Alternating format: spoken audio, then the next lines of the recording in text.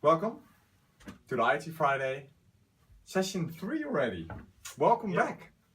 It's good to have you. Welcome Tom, back. it's good to have you. Maybe you can introduce yourself shortly. I'm Tom van der Ven. I'm a consultant for SogetiLabs. And you, Steven? Well, same actually, but I have a different name. Steven van Dalen. I'm a consultant for high-tech as well, specialized in new technology. Great. What are we going to talk about today? The hype cycle. The hype cycle. And the hype cycle is a big thing. It's a very big thing. So we're focusing on Internet of Things. That's why we have IoT Friday. Of course. And we had a lot of questions about IoT already, right? In previous episodes of IoT Friday. Yes, correct. And that's why we're here to answer them. Mm-hmm. And I think specifically to see where does IoT stand on a hype cycle from Gartner's perspective compared to last year or even 2014. Good point.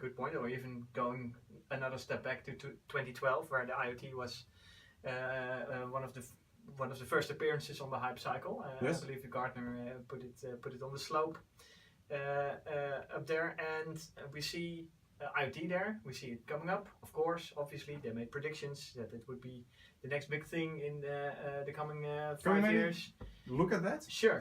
And you see, of course, that the hype cycle describes a technology going from expectations towards a dip, the throw of disillusionment, where eventually technology becomes mainstream and widely adopted. Yes. So IoT, well, of course, we think that it will go the same road.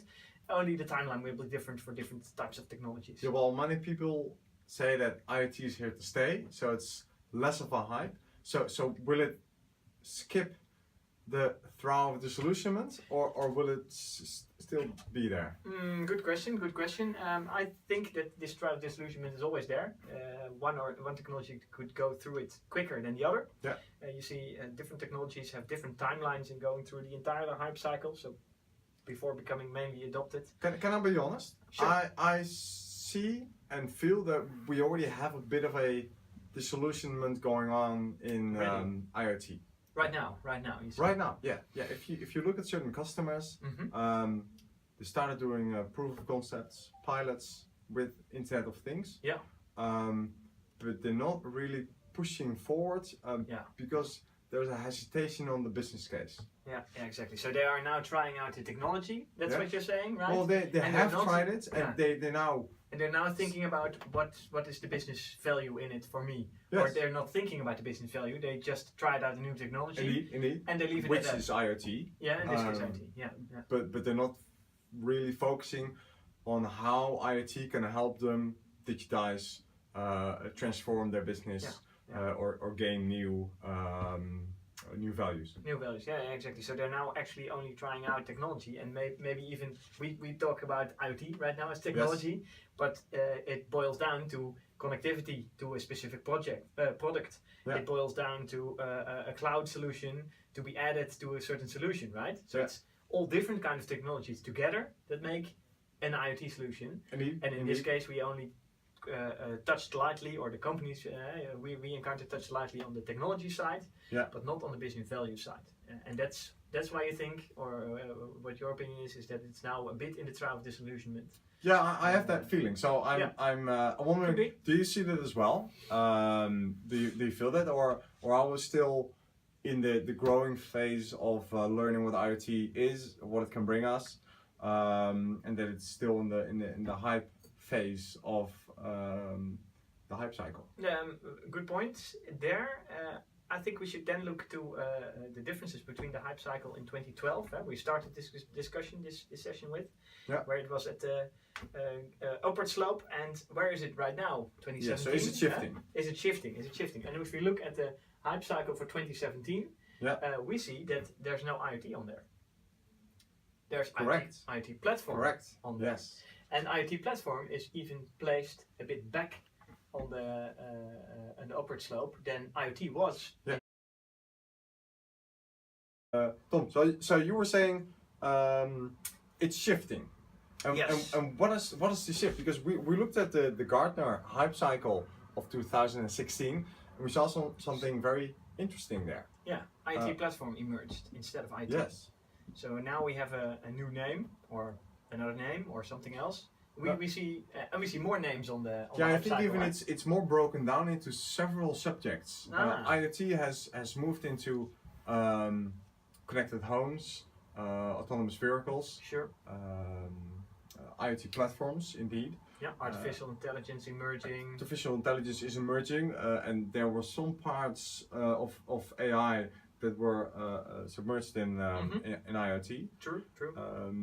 And I think the reason why they did that is because connected homes is a lot further in the hype cycle than IoT platforms. So only in that for way. mainstream adoption, you mean? For mainstream adoption, yes. It's a more concrete solution, right? Yes. Yeah. So that was the only way to show where IoT stands, is to break it down. Of course. So that's my view on why because they you see broke that it. parts of IoT are going to the mainstream adoption a lot quicker than the other parts of IoT. So business value is found more in the domotic systems, home automation, stuff like that. So more the consumer market than the business market, right? Yes. That we could say that. And IoT platform, maybe it's a good choice of words in that sense, because IoT platforms is the technology that we need in order to transformate industries into the IoT era, where we have Industry 4.0 or the industrial IoT as technologies or as terminologies that describe how this should work in that area. So IoT platforms. Yes, but I'm missing one.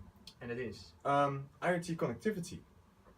Because that is if you look at LoRa and Sigfox, they've been emerging and growing a lot in the last year and a half. True. Where narrowband IoT is not even out there yet to use for businesses. And we have, of course, connectivity for GSM, Wi-Fi, Bluetooth, but really focused on wide area networks.